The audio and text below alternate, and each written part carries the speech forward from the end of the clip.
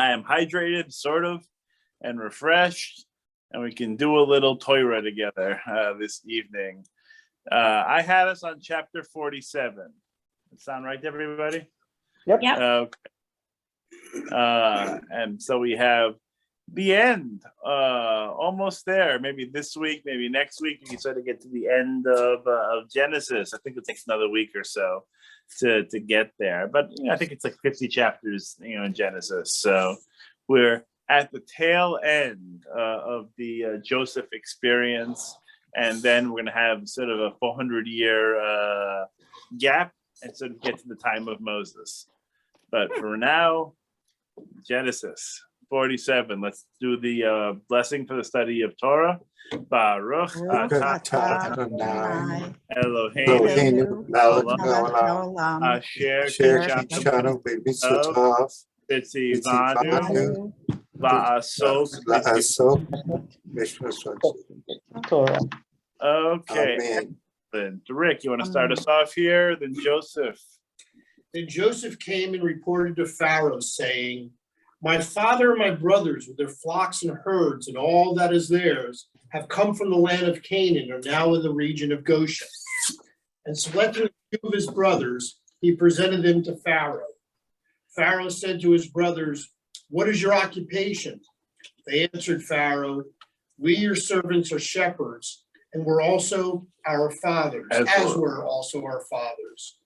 We have come," they told Pharaoh, "to sojourn in this land, pasture for your servants' flocks. The famine being severe in the land of Canaan. Pray then, let your servants stay in the region of Goshen." Okay, so if you remember from last time around, this is sort of the negotiation that Joseph had with his brothers, and his family, and say, hey, this is what you want to say to Pharaoh. This is the conversation you want to have for all to sort of go well. And so Joseph, in his official capacity, but also as the brother, sort of comes and presents them before Pharaoh. And I like this idea. He carefully selected a few of his brothers, not the dummies. I think it was the issue. It's like, let's not put Fredo out there first. Might blow the whole deal, And so get a few of his brothers who are the most perhaps well-spoken, whatever traits he was looking for in this moment. They get sort of put up to the front of the line. And so Pharaoh had the conversation, what are you doing here? What's going on? And they explained to Pharaoh what their deal is. We're shepherds, and you might have noticed the cupboards are a little bare recently. Maybe you didn't notice, Pharaoh, but other people noticed that there's not a lot of food going around. And so let's stay in Goshen. Goshen's a nice place, up and coming neighborhood. Let's hang out there for a little bit and build up Goshen. Bring the property values down, huh? Yeah, it's a problem. We'll bring all those sheep in, the goats. Rabbi, it's not going to be a desirable neighborhood anymore. Rabbi, didn't Joseph tell them not to say they were shepherds? Yeah. The idea was that tell them that they were shepherds, but like shepherds are abhorrent to them. They don't like shepherds. So, the idea that they would be allowed to stay in Goshen because, who wants to hang out in Goshen? Sort of like downtown Clearwater, like you don't want to hang out there, Right. So you can have flocks there at this point. You hang out in Safety Harbor, you hang out on the beach, you don't hang out with the Scientologists, you hang out, the places. So, so they have their own area and they can build up their own land. In this metaphor, we are the Scientologists. Pretty good. So to go into the community where they'll build it up and no one will bother them. They'll have their own little fiefdom in Goshen. Okay. So Sharon, want to give me a little bit here, then Pharaoh? And Pharaoh said to Joseph, "As regards your father and your brothers who have come to you, the land of Egypt is open before you. Settle your father and your brothers in the best part of the land. Let them stay in the region of Goshen. And if you know some men of ability among them, put them in charge of my livestock." Yeah, so if I was getting the work here too. So you go part of Goshen, again, let them hang out there. And hey, if they know what they're doing, if they're able to handle their own livestock, let him handle mine too. Why not? What could be bad?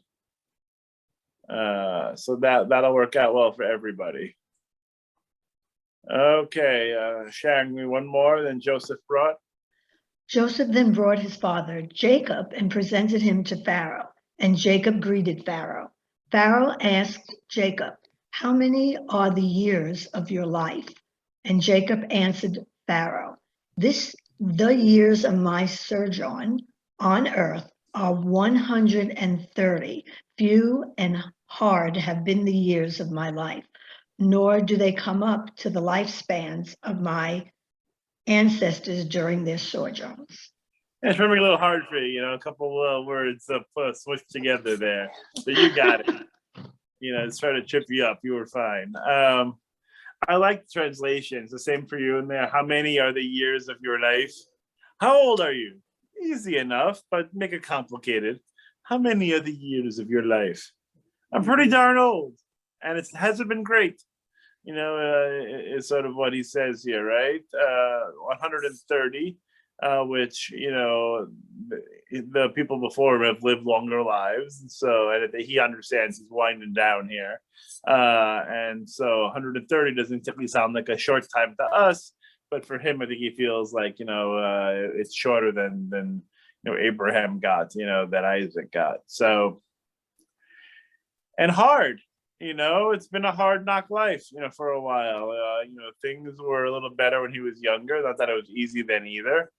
Stealing some blessings, running away, 14 years of labor for 2 wives, a lot of service with the 2 wives and their handmaids, not the easiest time. And then, he dealt with this whole drama with his children, and let's not forget his wife dies young, and so he hasn't had a lot of easy, lay back in the chair with a margarita in your hand kind of days.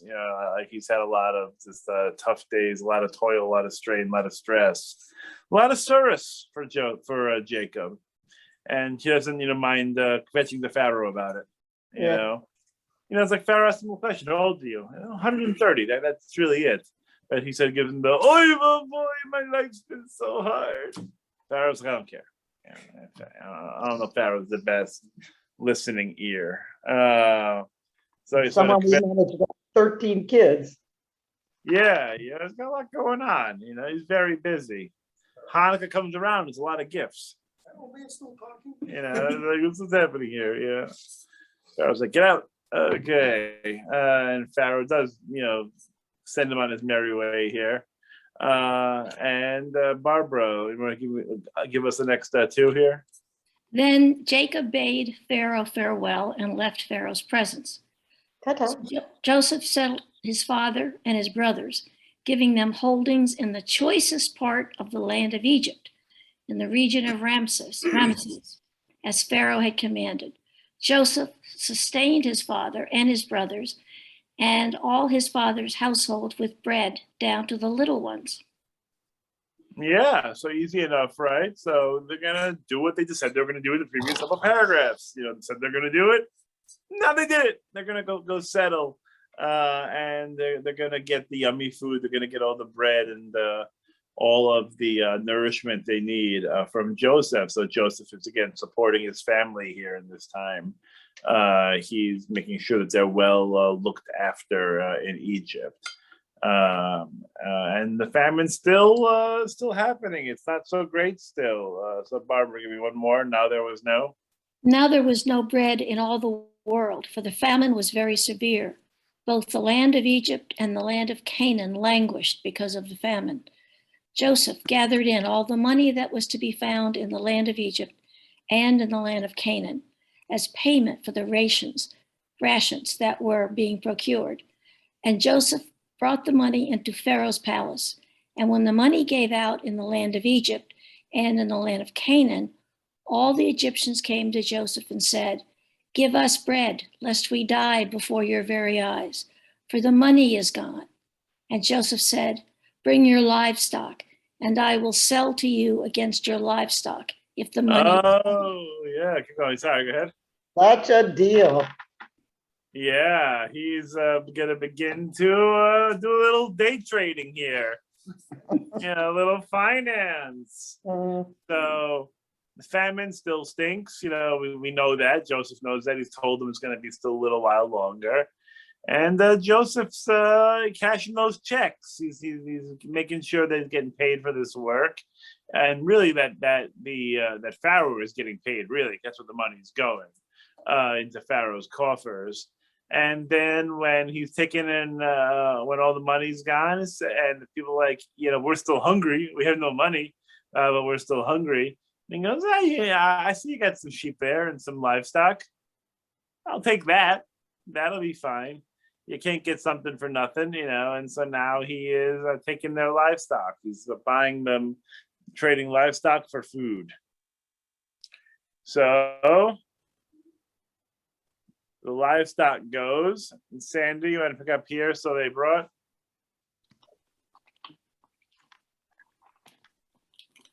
So they brought their livestock to Joseph. Joseph gave them bread in exchange for the horses, for the stocks of sheep and cattle, and the asses. Thus he provided them with bread that year in exchange for all their livestock. And when, my print is really small if I'm him, and when that year was ended, they came to him the next year and said to him, we cannot hide from my lord that with all the money and animal stocks consigned to my lord, nothing is left at my lord's disposal, save our persons and our farmland. Let us not perish before your eyes, both we and our land. Take us and our land in exchange for bread, and we with our land will be serfs to Pharaoh. Provide the seed that we may live and not die, and that the land may not become a waste. Okay, so what's next? So first the live money, then the livestock. Let people go. Oh, sorry. Yeah, we're gonna come to that a little later, but now it's basically turning into a serfdom here, so the people wind up selling their land in exchange for food. And so Pharaoh's land ownership increases. Pharaoh gets a little bit more real estate. Not that he needed it, but he gets a little more real estate in exchange for the money. And so Joseph gives them, the seeds. He gives them, what to plant, and they plant.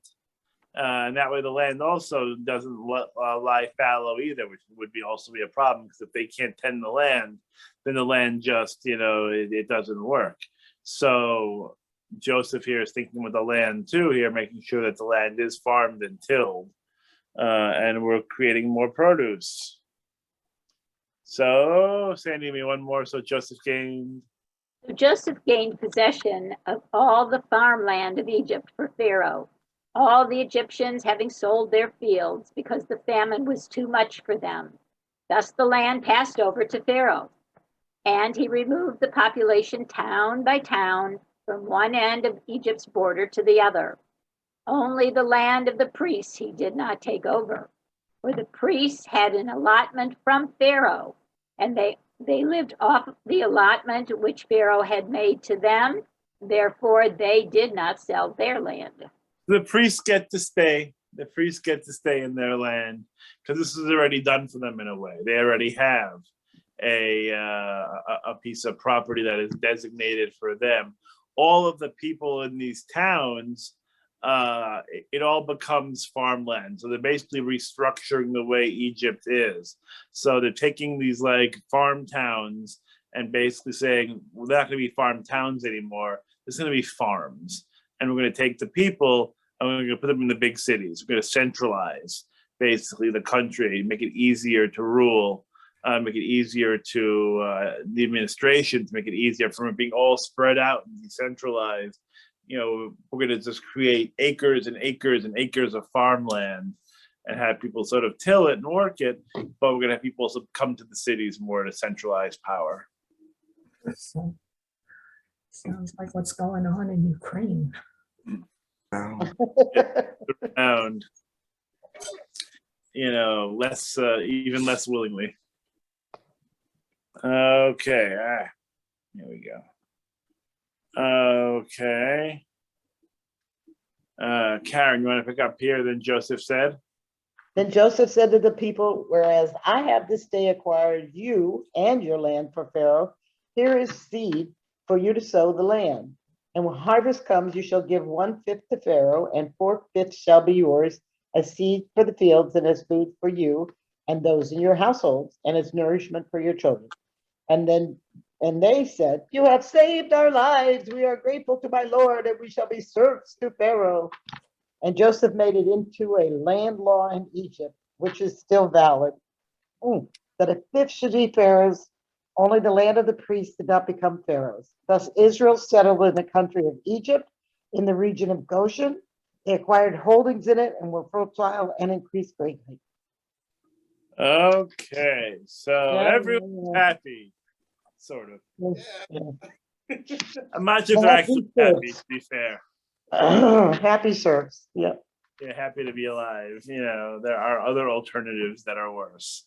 And there's a deal here. They get 4/5. I'm trying to put a positive spin on this, but they get a good amount of what they produce here. And they get to eat, and they get to sort of sell a little bit, I'm sure, as well. And they're very happy. And so to this day, not to this day, but to this day of the biblical author, that's still the law. That Pharaoh gets a cut. The house always takes a cut. That's the key. That's why Vegas. The house always takes a cut. So there's always a vig. So the reality is that here, Pharaoh gets 20%. People get 80%. But it still increases, Pharaoh's holdings and Pharaoh's finances. It is a significant tax, don't get me wrong, but I'm saying people get to keep the 80%. And then Israel settles, Mazel all around, and they were fertile. They were fruitful and multiplied. What we do in Egypt, and it's going to turn out not to be great for us in the future. But there's a lot of offspring being produced. So they're there and they're doing their thing, and Joseph has saved Egypt, Mazel all around, and Jacob is now sort of at the end of the road here. Karen, maybe a little more. Jacob lived. Jacob lived 17 years in the land of Egypt, so that the span of Jacob's life came to 147 years. And when the time approached for Israel / Jacob to die, he summoned his son Joseph and said to him, do me this favor, place your hand under my thigh as a pledge of your steadfast loyalty. Please do not bury me in Egypt. When I lie down with my ancestors, take me up from Egypt and bury me in their burial place. And he replied, I will do as you have spoken. And he said, swear to me. And he swore to him. Then Israel bowed at the head of the bed. Okay, so yeah, he's a little tired at this point. He's gonna get into bed. So we're gonna have the deathbed scene here in a minute. And so he makes Joseph promise. We saw that hand under the thigh business, with Abraham and his servant. Did it happen again? Otherwise, I can't remember if we had a head under hand and thigh. Maybe with Isaac and Jacob was saying, I don't remember. But the idea is that sort of the place to do a promise. It's sort of better than a pinky swear, I'll put it that way. There's different ways of doing this, and that was seen as a very solemn and sacred place to have a vow because of its proximity, so to speak. And so I wouldn't recommend it now, is all I'm saying, as something to ask. I wouldn't do that. Social convention has sort of moved us beyond this, so don't do it. Yeah, don't do it. Yeah, don't do it. And then, but that's the promise to go back to go up from Egypt. When the time comes that you could sort of bury, but you have to sort of take him up and out of it. And Joseph says, sure, no problem, Dad. Let's get this over with. Where is their burial place? If he doesn't want to be in Egypt, where is their burial place? He wants to go back to Machpelah, to where Abraham and Isaac are buried in Machpelah. Rachel, remember, dies on the side of the road, after childbirth. And so she's not buried in the family plot, so to speak. But Machpelah is where like the rest of the family is sort of buried. Okay, thank you. But he wants to go back there to that area. And at the minimum, to at least get back to Canaan, to get back to, to that land. But yeah, okay. Thank you. Oh, you're welcome. And Debbie, you can actually pick up here at chapter 48. Sometime afterward, Joseph was told, "Your father is ill." So he took with him his two sons, Manasseh and Ephraim. When Jacob was told, "Your son Joseph has come to see you," Israel summoned his strength and sat up in bed, Jacob. Yeah, And you want to see so Jacob knows that Joseph's coming, and he wants to put on a good show here. He wants to make it seem perhaps he's a little more healthy than he is. Doesn't want maybe Joseph to see him like that, and the grandkids. So he makes a little effort to look a little bit more vigorous than he is. And Joseph brings along the two kids, Manasseh and Ephraim, whose mother, whatever it was a weird name, but the mother is not in the picture. She doesn't get it. Yeah. She's hidden in the background. But the two sons are coming. Yeah.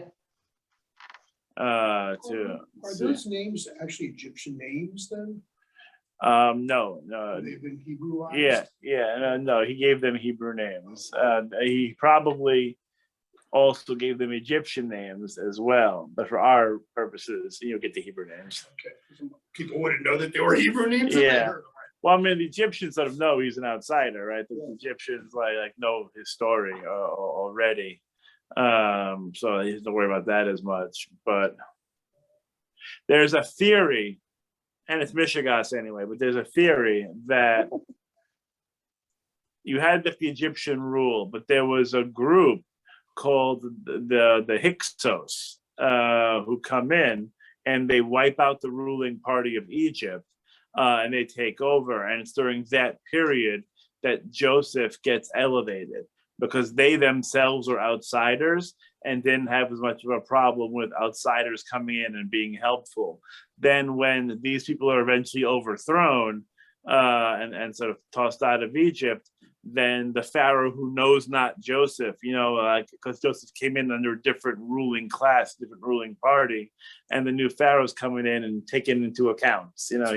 He's settling business, and among the business he needs to settle are the Israelites, and that's why they get treated so harshly. It's because there's a difference in political climate. Things have changed, and so yeah.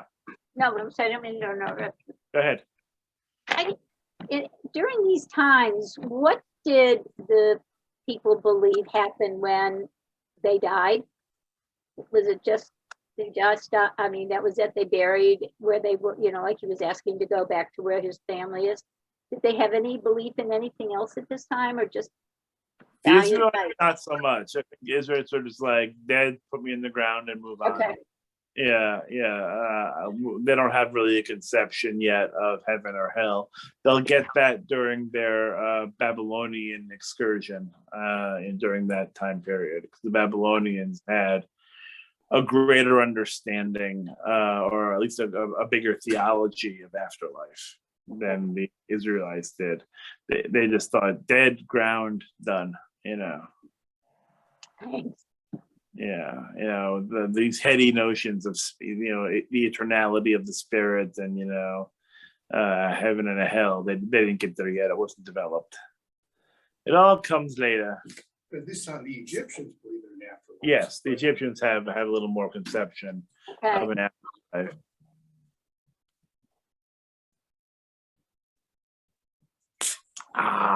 Okay. Yeah, a little dry today. Okay. Debbie, you want to keep going here? And Jacob said?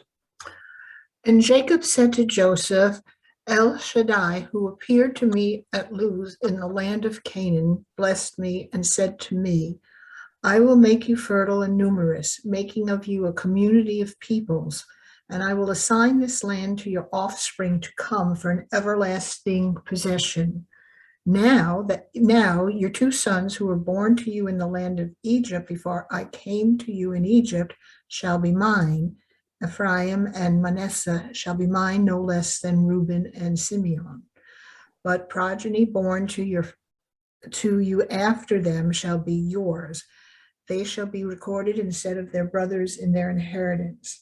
I do this because when I was returning from Padan, Rachel died to my sorrow while I was journeying in the land of Canaan, when still some distance short of Ephrath, and I buried her there on the road to Ephrath, now Bethlehem.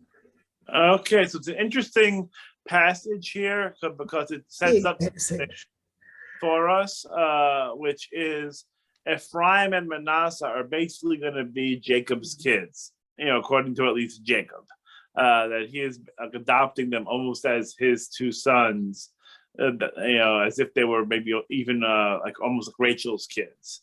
And so that's why they're going to be tribes, the tribe of Ephraim and the tribe of Manasseh. So they're going to be given equal standing to the other brothers. And Joseph is not going to be a tribe. Joseph is going to be split into two, of Ephraim and Manasseh, being they're his children, but they're also Jacob's children, and they're going to be the tribes instead of Joseph. And so it gives him a little bit of a rundown, right? Because Jacob's going to talk for a while.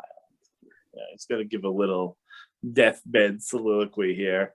And so it gives him a little bit of the history. And this is what God told me, and now we're here. Let's remind you, Mom died on the road here when we were near Bethlehem. Which is why, again, if you want to go to see Rachel's grave, you got to go to Bethlehem and not get shot. But you can't go to Bethlehem, depending on the tour. I wouldn't recommend it. Well, it's quieter now, I guess. I still wouldn't recommend it. Quieter than what is? Yeah, well, there are times when it's worse, and times when it's better. And when it's really loud. Yeah, when it's really loud. I've known people who have gone and had the experience. I would not make that call, but others have. On the trip to Israel that we just sent out this morning, for those who got the email, we'll have a really nice trip to Israel. We will not go to Bethlehem. I can promise you that. We're not heading into the territories. You want to see the burial spot of Jesus? We're not heading there either. We're not heading there either. Actually, no, there we go. This is in the Green Line. No, it's the church, the Church of the Holy Sepulchre. Yeah. Oh, that's where the church is. The Church of the Holy Sepulchre. You can go there all you want. I love going there. It was great. They had good land. Rabbi? Yeah. Oh, we were actually in Bethlehem on Christmas Eve, if you can believe that. Yeah, you see, it was a good time to go, or not. Big Christmas tree, lots of people. This was the year, just a few months before the plague started. But it was interesting because we were on a tour that wasn't just a Jewish tour. And so we had an optional where we could go to Bethlehem. It was an interesting place. So I'm not saying it's the first place you'd go to if you go into Israel for the first time, but it is an interesting place. Oh, I don't doubt it at all. A lot of history there. A lot of very fascinating biblical history in Bethlehem. But, a little too much over the Green Line for my tastes. So I stick to Israel proper, for now. We'll see how things go. Okay. So now we have Ephraim and Manasseh, who Jacob notices are there. And it's a weird line coming up, but I think this maybe more speaks to infirmity. The fact that, maybe Jacob's a little bit out of it and doesn't really know who's who and what's what, because he's been there 17 years. You have to assume that he's seen Ephraim and Manasseh before. It's like, but anyway, Leah, you want to pick up here?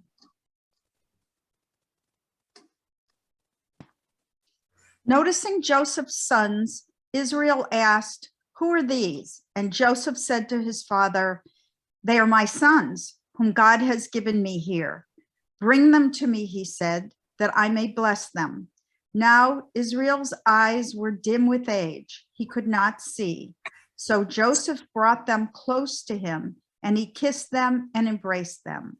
Yeah, you see, so again, I think it's probably the eyesight issue here that he might not really know who's in front of him, similar to Isaac, and the eyes sort of going for him in old age. And so, Joseph says, "Oh, these are my boys," who you just basically said are your boys, but that's who we have here, Manasseh and Effie here, Ephraim.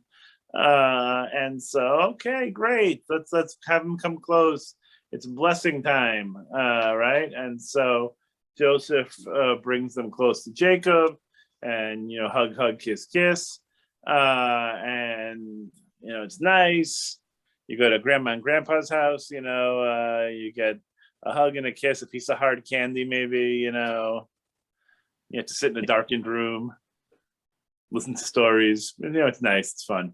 And then Leah, give me a little more. And Israel said, And Israel said to Joseph, I never expected to see you again. And here, God, let me see your children as well. Joseph then removed them from his knees and bowed low with his face to the ground.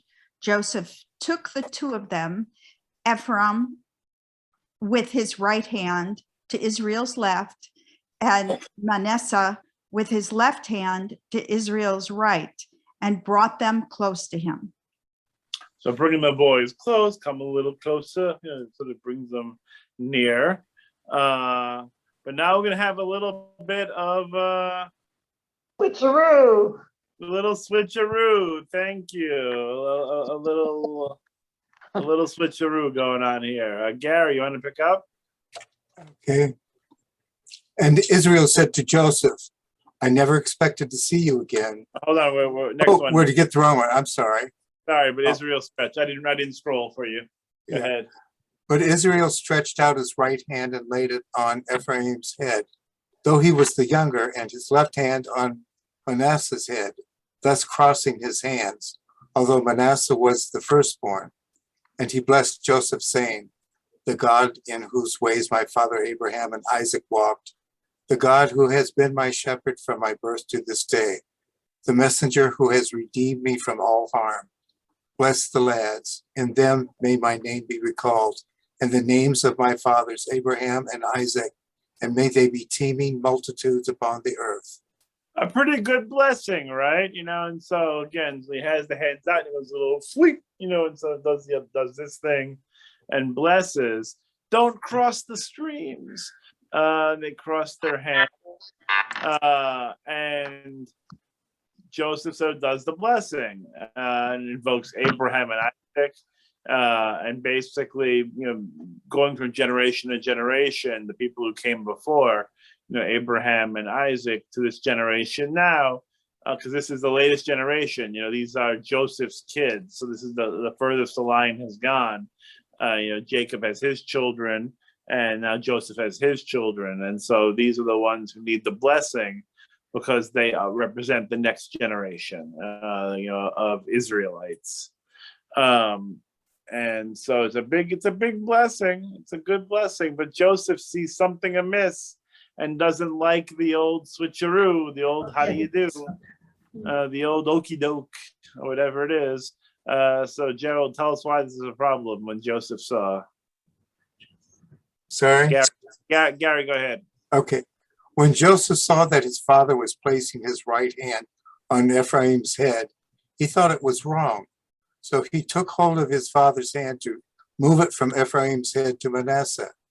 Not so, father, Joseph said to his father, for the other is the firstborn. Place your right hand on his head. But his father objected, saying, I know, my son, I know. He too shall become a people, and he too shall be great. Yet his younger brother shall be greater than he, and his offspring shall be plentiful enough for nations. So he blessed them that day, saying, by you shall Israel invoke blessings, saying, God make you like Ephraim and Manasseh. Thus he put Ephraim before Manasseh. It's a great paragraph. So Joseph thinks that his father's a little out of it, and a little not knowing what he's doing. He's a little discombobulated because he's switching the hands around. And so Joseph gently tries to correct him and says, the other is the firstborn. You give him the better blessing, which from Joseph has, it's a little much, from him. And Jacob, at least, maybe as the stealer of blessings from before, but it's still, it's a little much, sort of this argument. But, maybe Jacob again sees something different in the younger siblings, sort of little favoritism right there.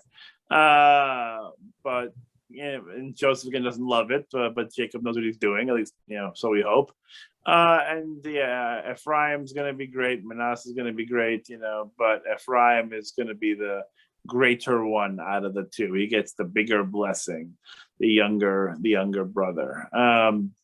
And then we still have this today, this blessing, we say on Shabbat, Yisimchem Elohim, may God make you like Ephraim and Manasseh, the traditional Shabbat blessing that a father, gives his sons on Shabbat.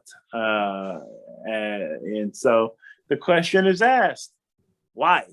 Why do we have to bless this way, like Ephraim and Manasseh? May God make you like Ephraim and Manasseh, as opposed to anyone else. Like, wouldn't you think that on Shabbat we'd say, may God make you like Moses, or may God make you like Abraham, or may God make you like Jacob, whatever it is, King David? Why Ephraim and Manasseh? Anyone have a thought, a theory, a hypothesis on why Ephraim and Manasseh? Not a clue. Well, there's no evidence on anything, fight with each other or anything like that. Yeah, so Rick says there's no evidence that they were terrible to each other, unlike other biblical characters that we have that we know are terrible to each other. They don't have any big sins to talk about yet. It's an idea. And you also have some thoughts? Because they were more ordinary as opposed to the, to the big guys, so to speak, Moses and. That maybe they're more attainable. It's Yes. a little bit too much pressure to say be like Moses. Yes. It's interesting as a side note to that, like there aren't that many Jewish kids named Moses. Like, I've met a couple, but not often. It's just like not a name. You'll see Joshua's, you'll see Joseph's, you'll see Jacob's. For a while you couldn't go anywhere without running into a Jacob. I mean, like everyone was named Jacob. There's Moishes. Maybe he picked to say Ephraim and Manasseh because Jacob specifically picked them to be what turned out to be 2 of the 12 tribes, whereas the others were just born to it. They were his children, the other 10, but these 2 were specifically selected by Jacob. For Rachel. Descendants of Rachel is another idea too, being specifically selected, like they were not his sons, lots of different ideas here. Maybe because they're a new generation in that sense. They were born in Egypt. Being born in Egypt, I think, is a big part of it. The rabbis put this idea that they are the first ones, Ephraim and Manasseh, that are born in exile, so to speak, that born in Galut. Everyone else is born in Canaan. And so the idea of Ephraim and Manasseh having Jewish names, having the Hebrew names, but the idea is that they have a harder challenge. It's easier to be Jewish in Jerusalem. Well, when missiles aren't flying, but it's easier to be Jewish in Jerusalem than it is in like Waco, Texas. It's hard to be devout in far-flung corners of the world. And when you're surrounded by it in Israel, it's a different kind of lifestyle and experience than when you're not there. For us, it's different, in the States. But the idea being that, I think that's part of it, is that they have to make the choice to be Jewish and continue their Judaism in a place that's more hostile and where they don't have the same kind of support that they would have in other places. It's really up to them, because they could have easily just been Egyptians. they had an Egyptian mother, and it could have been easier just to assimilate into Egyptian culture and that be it. Whereas, they, according to, again, this idea, this theory, is that they stay true to Judaism and Jewish values, except not that there was, again, some of this is anachronistic, obviously, but they're the ones who chose it in a way, and held tight to their culture when it could be easier to get rid of it. Is there any evidence in the Bible that Ephraim's tribe is greater than Manasseh's? No. Because can't think of anything. Ephraim, the tribe of Ephraim, if memory serves, has more of a hold on the kingship of Israel than other tribes. It doesn't stick that way, but Ephraim, because Judah takes the southern kingdom, and then that's the Davidic line, from Judah, but up north, I think it's a lot of Ephraimites. Are up there.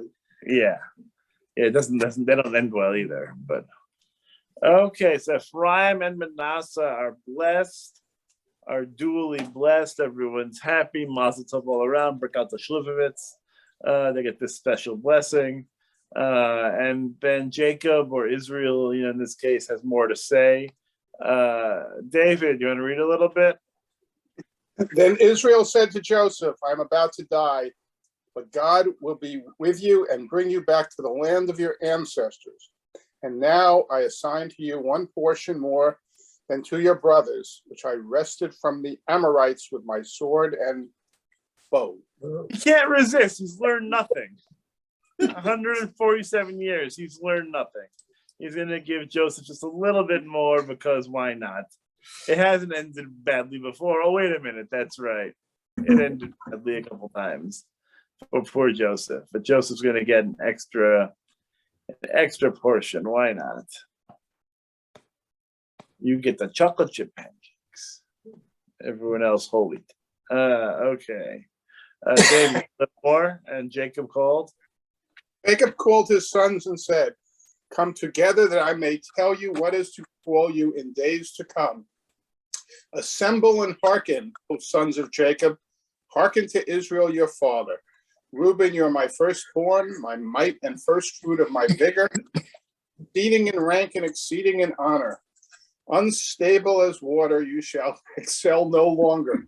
But when you mounted your father's bed, you brought disgrace. My couch he mounted. Simeon and Levi are a pair. Hold on. We're going to pause right there just for a second, because, that needs to be delved into a little bit, because that's not much of a blessing. He mounted his father's bed. Well, we'll get to that in a second. So let's break this one down. So the first part actually is the most interesting. Well, not the most interesting, but one of the most interesting. Because it has this idea that I might tell you what's going to befall you in the days to come, which the rabbis say is an allusion to messianic times. So at this point, it's not just like, let me tell you what's going to be in your future, but let me tell you what's going to happen in the end times. So it's it's a little much, but it's an idea here that Jacob passes along to them some secrets, some mystical secrets of what's going to happen in the future. Or you can just read it as, let me tell you what your future's going to be. Jacob is like throwing the tarot cards, whatever, or the Ouija board, and he's going to sort of tell them their future. And so, okay, it's somber, it's a moment, we're going to come together. Okay, Dad, well, let's hear your last words. Reuben, you're a schmuck. It's like, it's not very nice. That's what it sounds like. Yeah, like it's not much of a blessing. Just like, and it starts off nice. Reuben, you're my firstborn, my might, blah, blah, blah, blah. So that's great. It's like the compliment sandwich. He doesn't even get the sandwich. He doesn't get the other piece of bread at the end of it. He just gets smacked around after the first sentence. So firstborn, which is true. Remember, that's his name, from Leah, that she gives birth and it's a boy, and she thinks that's going to make Jacob love her more. And she goes, "Re'u, Ben, look, a son." That's literally what it means. Like, look, I've given you a child. Now will you love me more? Didn't work out, but that was sort of the hope with the name here. And so firstborn, etc., etc. And Ben, unstable as water. Oy, that doesn't sound great. Can't really count on Reuben, which has happened a couple times, by the way. Reuben didn't always get everything done he needed to get done, but unstable as water, you shall excel no longer. Oh, God, again, not nice. When you mounted your father's bed, you brought disgrace. My couch now. And remember that story? No. He took the concubine, didn't he? Not any concubine. Bill, yes. Yeah. He did the deed with his, not really his mother or sister wife. I'm trying to remember like how you'd even determine it, but yes, like Jacob's concubine, one of the handmaidens.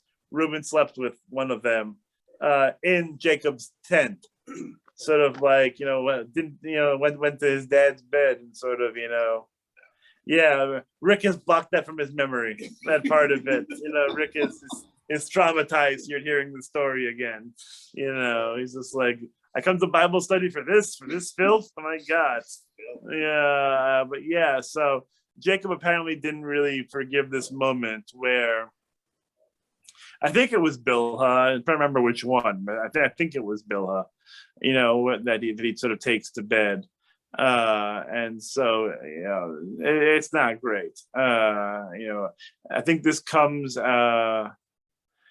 after something there's something happened. I don't remember the plan of events, the schedule of events, but there was some stress, and so Reuben and Bilhah sort of find each other. They have this moment. I'm not under the impression, from the biblical standpoint, that they were like dating, that they were like an item afterwards. This felt like one of those like one night kind of things, and no one was happy about it afterwards, perhaps, but it happened, and Jacob apparently has gotten over it. Jacob has some feelings about it, about what's happening here. Jacob's one to hold grudges. Yeah, Jacob can hold a grudge, But it sounded like, he certainly has a good memory for somebody 147. Well, I would say some things you don't forget, I guess, like sometimes the short term goes, the long term might stay, and that one might in particular, might have made an impression. That he's gonna remember that one, but for 147, he has an awfully long memory for such things. Speaking of long memories, we get another one right here about Shimon and Levi. Dave, you want to give us that one here? Yeah. Simeon and Levi are a pair. Their weapons are tools of lawlessness. Let not my person be included in their counsel.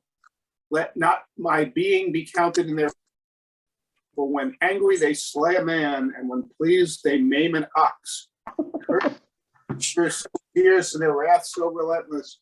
I will divide them in Jacob, scatter them in Israel. Was this the Dinah story? Is that what that was? You got it. That's a good memory. That is indeed the Dinah story. So they don't even get much of a compliment at all. They don't get anything here. At least Reuben gets a sentence, about being the firstborn and being whatever. Shimon and Levi don't get anything here. Their weapons are tools of lawlessness. I don't even want them to be associated with me in a way. Like, I don't want to hang out with them, because when they had the negotiations before, about Dinah, with Hekel and Jekyll from the other side of the river, when Dinah had that. When Dinah was in the house, I don't remember the guy's name already. I've deleted that part of it. But in the story, like Dinah's with him still. Dinah's with the person who has attacked her and raped her, and Jacob is like trying to negotiate a settlement here, and Shimon and Levi are like, yeah, sure, Dad, that's a great idea, and then they go and kill everybody. They go through the towns, and after tricking them into getting circumcised, they go in and kill everybody while they're still healing. And so Jacob's maybe like, yeah, let's not negotiate with these people anymore. They're a little nuts. I don't want to be, dealing with them. And because they have a temper, they have a problem. When they're angry, they slay a man, and when pleased, they maim an ox. Quite a line, It's not great. But they did defend sister, right? It was their sister, right? Yeah, I'm so good. Yes, like the question, with that story was always like, what's going to win out? Like something terrible had happened, and are they going to be able to find a way of handling this with not a lot of bloodshed? They're going to be able to sort of make some sort of deal arrangement, whatever it is. And Shimon and Levi are not going to be placated. They have no interest in any kind of deal arrangement, bargain, and kind of reparation. They want everyone gone, and that's what they basically do.